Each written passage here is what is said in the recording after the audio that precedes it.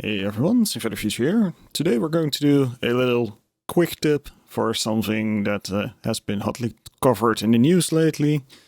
And that's a lot of conferencing apps not having a working mute button, which can be a bit dangerous, maybe, if you like talking behind people's backs, or if you're just bored out of your mind, you start chatting with your fiance or anything. That can get you into trouble. So here's a nice little trick to work around the entire debacle and to make sure that your microphone is truly muted when you're in a conferencing call and only active when you really want it. Now for this we are going to use some free software because we like free software, and even though this program might look a little bit intimidating, it's manageable for this kind of thing. So this is TouchDesigner. It's a very, very cool program. It can do all sorts of crazy stuff. But for this, we are going to do something incredibly simple. We are simply going to take a microphone input, output it as a computer input, and have it toggle on and off when required. So the programs you will need for this is a TouchDesigner, that's a free download. And you need some sort of program to act as a audio device. So for this I use VB cable virtual audio device. It creates a virtual cable, which you can use as an input device in any popular conferencing application, so Skype or Zoom or whatever. Now, of course, this is only going to work if you have some sort of installing rights on your device. Otherwise, you can pretty much forget about it.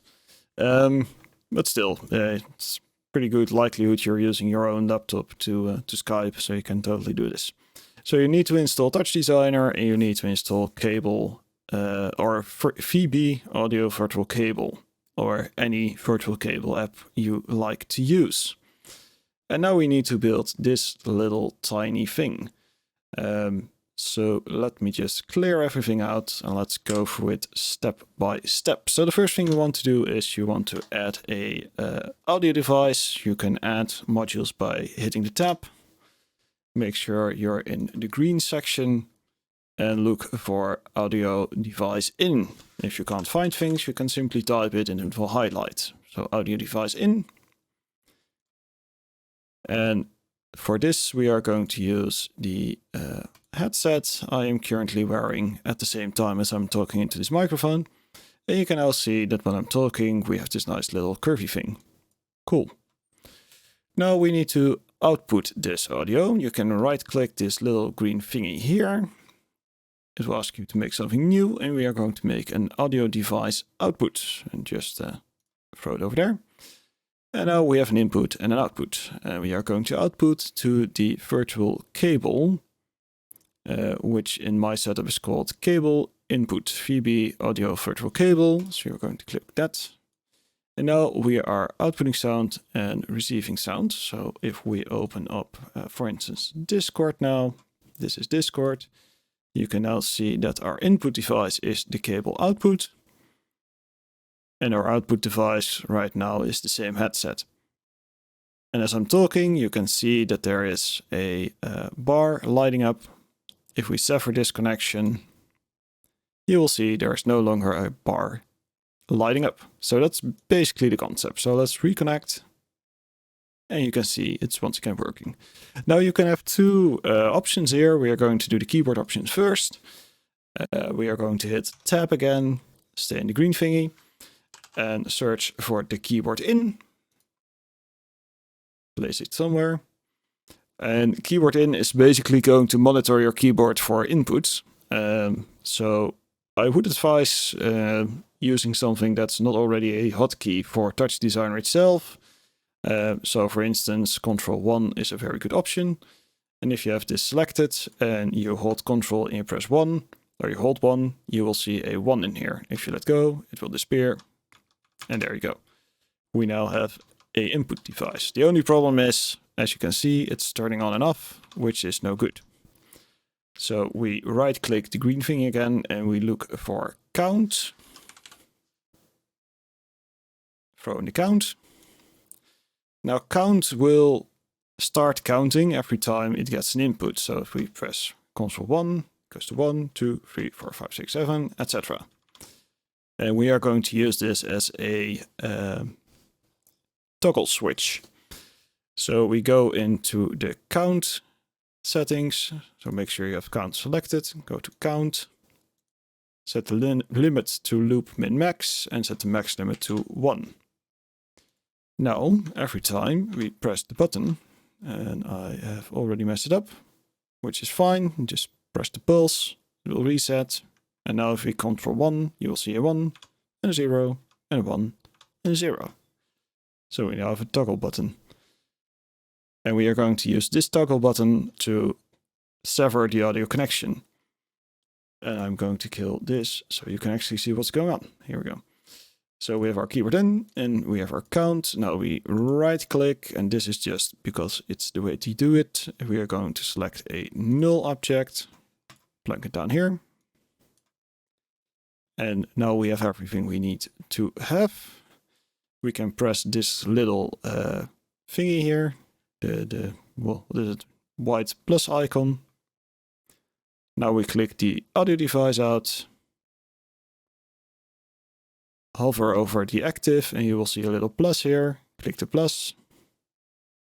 And now click and drag from the null to this row. You will see the arrow with the plus sign, and when you let go, you choose export chop.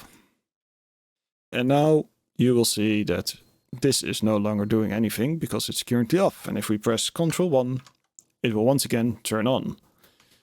And if we press Ctrl 1 again, it will turn off. So if we open up our Discord again, right now nothing is happening, and I press Ctrl 1, here we go. You will see the little bar light up again. It's there. And if I press Ctrl 1 again, it will sever the connection, and the bar is no longer lighting up, meaning that we no longer have an active connection. And that's the entire premise, because now if you press Ctrl 1, there will be no output to your conference call application, and you can set this to whatever you want. But maybe you have a MIDI controller and you can use that as well if you find that more comfortable. It's actually just as easy. You press the tab key, you search for the MIDI in, creates a new thingy called MIDI in 1. You go into dialog, MIDI device mapper, and we are going to add a MIDI device. So you will select your MIDI device here.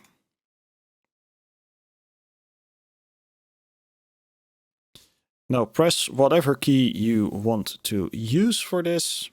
I'm going to use this key. Don't press any other keys, just press the single one key you want to use. Right click the green thingy again. And we are going to use a select. With the select selected, you can click on the little arrow next to the channel names and click whatever is there, because that's going to be the channel you have made. And if you press the button right now, you will see it will toggle. So that's good. Now it's just as easy as grabbing the green thingy here and dragging it into here. And once again, we have the same situation. So now I can press the button on the MIDI controller. Right now it's on. If I press it again, it will turn off, and you will see the green bar in Discord is no longer lighting up when I talk. And if I press it again, the green bar is lighting up again. It's that simple to make a kind of hardware-ish style kill switch on your microphone. So you can make sure that whatever happens, no one can hear you speak, and you can actually monitor fairly easily if it is working or not, because if this box is doing nothing, you have your microphone off, and if it's spiking all over the place, your microphone is on, and we turn it off again. That's that simple. And that's my very, very entry-level TouchDesigner thing for a very relevant issue right now. One minor note here is make sure this project is running and active, because otherwise your hotkeys are not going to work.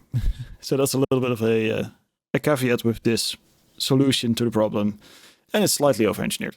But at least it gives you the security to gossip about your colleagues without having to worry about saying anything very embarrassing in the meeting. So there we go, TouchDesigner 101 combined with a very useful little thingy. I hope you enjoyed this video, and if there are any questions, leave them down below.